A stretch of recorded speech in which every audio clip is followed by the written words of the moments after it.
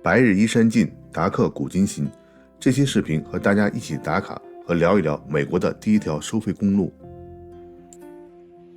这条路建于1794年，东起费城，西到宾州南部的南开斯特。正在行驶的路段就是230年前公路的现状。很多书都提到，早期北美大陆被各种植被覆盖，一只小松鼠可以不下地，在树上从北部的缅因一直跳到南部的佛罗里达。后来在树林中留下了美洲印第安人踩的小径。欧洲殖民者到来后，在新英格兰地区定居点之间，陆续有了供马和马车行走的简易道路。这些所谓的路完全是由马车和马走出来的，而不是修建的，也没有人维护。天气不好的时候，基本就不能用。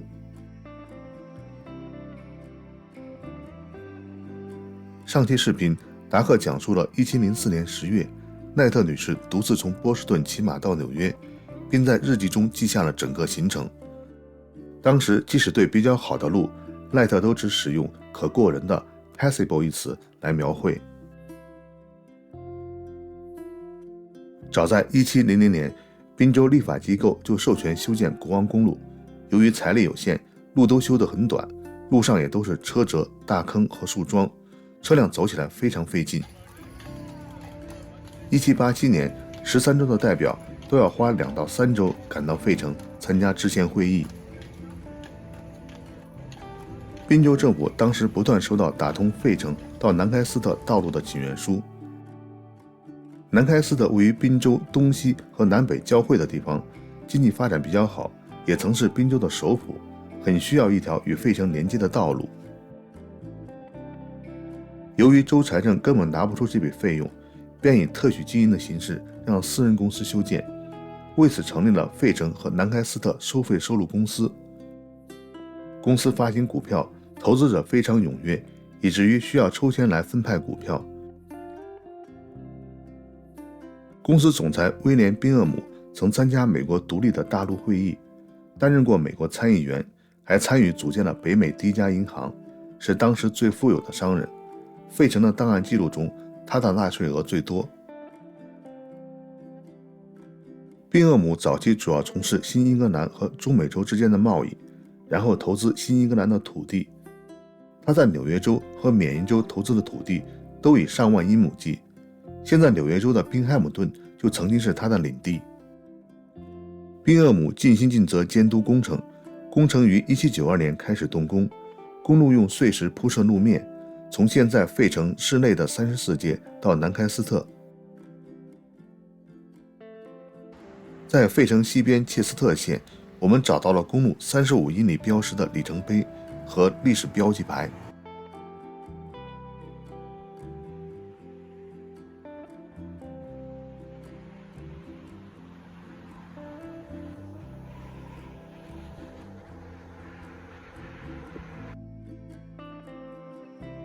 1793年，公路部分开通，1794年全线打通。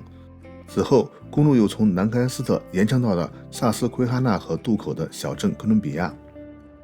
当时，这里是连接宾州东西交通的渡口，由这里通过河流和运河，将整个宾州东西打通，再往西和俄亥俄州的河流连接，从而进入美国中部。现在您看到的就是昔日的渡口，远处就是萨斯奎哈纳河。这条收费公路全长160公里，路宽5米，由于路面有厚厚的石子铺垫，行人和马车在雨雪天也能正常通行。当然，造价也很高，当时价格是7500美元1英里，相当于现在15万美元1英里。为回收投资和给股东回报，公路沿途每10英里就设一处收费站。收费站有栏杆，英文是 pike， 和现在上下升降的栏杆不同，当时的栏杆像门一样前后推，你交费后就推开栏杆，成了转栏杆，所以是 turnpike。 由此留下个专有名词 turnpike， 来特指交费的公路。现在很多地方还沿用 turnpike。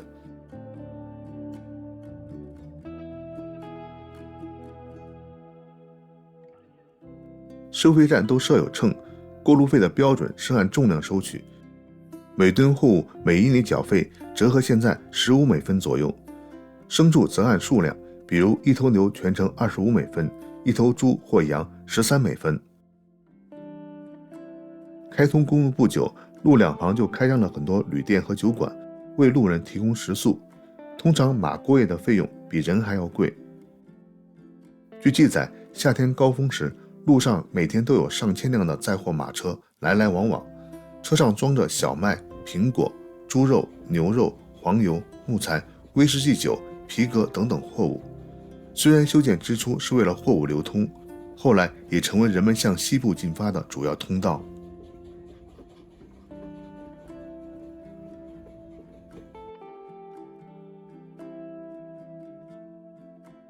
路上最常见的是一种被称为康内斯多加的大篷车，这种载货马车最早出现于1720年代，是来自德国在宾州的定居者从船身基础上得到灵感设计制造的。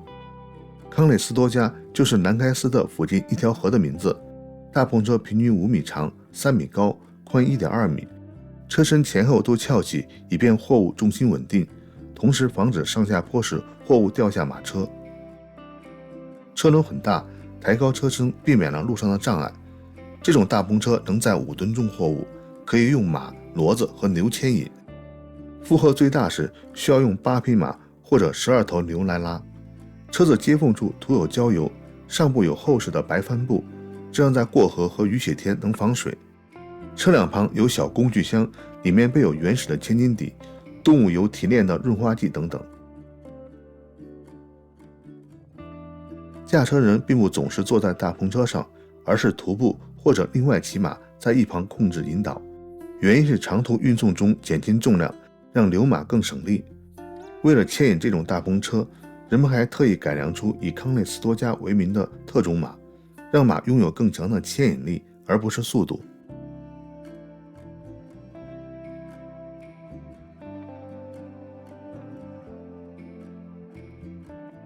后来的30年中，宾州向200多家私人公司颁发了筑路特许状，修建了类似这样的收费公路3000多英里。其他各州的情况也都类似。到1830年高峰时，新英格兰北部修建了大约11000英里收费公路，大部分从主要的商业和政治中心向外辐射，比如费城、波士顿、纽约、哈特福德、纽黑文等等。费城到南开斯特的这条路也被认为是美国第一条采用了工程技术设计施工的道路。铺上石子的硬面公路减少了摩擦，提高了载重，降低了成本。据测算，硬面路比原来的泥土路运输成本节省了1半。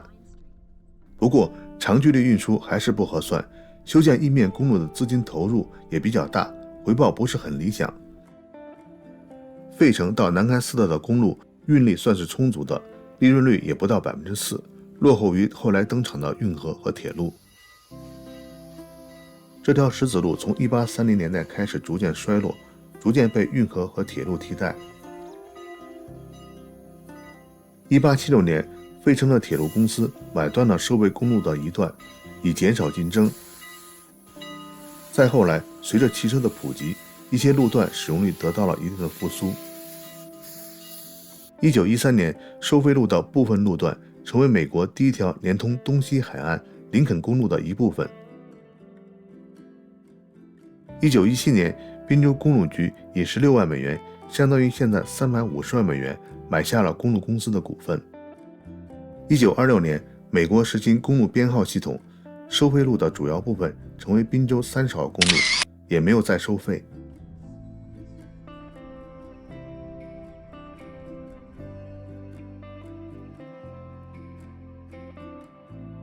就收费公路多聊几句。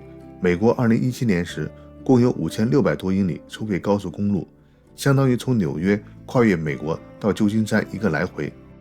这些收费高速公路分属联邦、州和私人公司所有，不过不是所有州都有收费的高速路，其中有14个州没有收费路，包括亚利桑那、爱荷华、田纳西等州。而收费高速路里程最多的州是佛罗里达州、俄克拉荷马州、纽约州和宾州。平均来说，每英里收费6美分，但最贵的是纽约州北部白脸山老兵纪念路，为 1.25 美元一英里。加州有59美分一英里的收费高速路。达克对收费公路最深的一次体验是多年前从波士顿开车到克利夫兰，因为一段高速发生事故，所有车都需要下高速绕行。当时已是傍晚，地方比较偏僻，结果所有车排了很长很长的队，几乎一动不动。开始以为是在清理障碍，直到接近半夜，我们的车几乎是蚂蚁般挪到了出口，才知道是在收费，而且只有一位管理员。其实缴的费也就几美元，耽误了上百人5-6个小时，也不知道是规章制度重要还是效率重要。佛罗里达收费的路很多，我们干脆办了一个佛州的 ETC， 不用再担心收到账单。有次在多伦多，在车上看见路牌上写着要缴费和数额，可是对外来不熟悉路况的我们也只能视而不见。后来也没有收到任何交费通知，也许多伦多公路局没有纽约的车牌信息。在北美的收费高速路上，不知您是否有难忘的经历？欢迎留言和大家一起分享。